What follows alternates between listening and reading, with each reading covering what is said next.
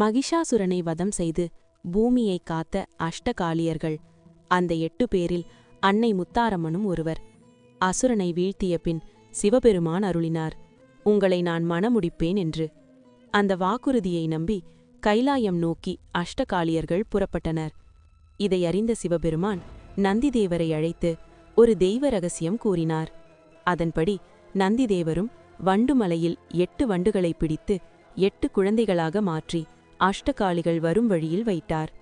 குழந்தைகளின் அழுகுரல் கேட்டதும் கருணை கொண்ட அன்னையர்கள் ஒவ்வொருவரும் ஒரு குழந்தையை தம் கையில் ஏந்தினர். அந்த குழந்தைகளுடன் கைலாயம் வந்தடைந்தனர். சிவபெருமானிடம் நீங்கள் கூறியபடி எங்களை மணம் முடிக்க வேண்டும் என்று கேட்டனர். அப்போது ஐயன் சிவபெருமான் சொன்னார், நீங்கள் கன்னியர்களாக வரவில்லையல்லவா, கையில் குழந்தையோடு வந்திருக்கிறீர்கள். அஷ்டகாளிகள் ஐயத்துடன் வினவினர். அப்போது சிவபெருமான் அருளினார், நீங்கள் பூலோகம் செல்ல வேண்டும், மனித உயிர்களுக்கு அபயமளித்து காக்க வேண்டும். உங்களுக்கு எல்லா வரங்களையும் நான் தந்தருள்கிறேன். ஐயன் ஆசீர்வாதத்துடன் அஷ்டகாளிகள் பூலோகம் புறப்பட்டனர். அப்போது அன்னை முத்தாரம்மன் மட்டும் சிவபெருமானிடம் கூறினாள், எனக்கு தனியே ஒரு வரம் வேண்டும். அது மற்றவர்கள் பெறாத ஒரு வரமாக இருக்க வேண்டும். சிவபெருமான் சிந்திக்க அன்னை சொன்னாள், தவறு செய்தவர்கள் தண்டிக்கப்பட வேண்டும், தப்பை உணர்ந்த பின் மன்னிக்கப்பட வேண்டும். அந்த சக்தி கொண்ட முத்துவரம் எனக்கு வேண்டும்.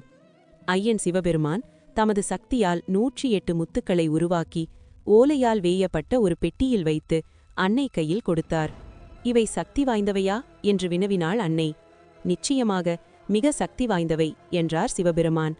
அப்போது நகைப்புடன் அன்னை கேட்டாள், அப்படியானால் உங்களிடமே சோதித்து பார்க்கட்டுமா? ஐயனும் புன்னகைத்தார். அடுத்த நொடியில் முத்துக்களை வாரி சிவபெருமான் மீது இறைத்தாள் முத்தாரம்மன். உச்சி முதல் உள்ளங்கால் வரை முத்துக்கள் விழ வலியால் துடித்தார் சிவபெருமான். அதைக் கண்டு அன்னை பார்வதி கலங்கினாள். அண்ணன் மகாவிஷ்ணுவிடம் முறையிட்டாள். மகாவிஷ்ணு முத்தாரம்மனிடம் கூறினார், நீ போட்டதை நீயேதான் இறக்க வேண்டும்.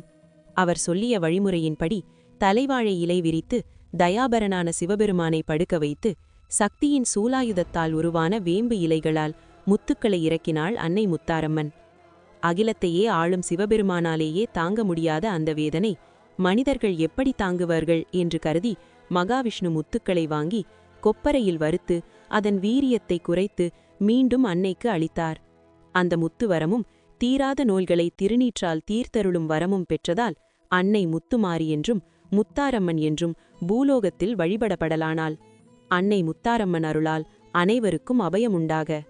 ஓம் சக்தி முத்தாரம்மா.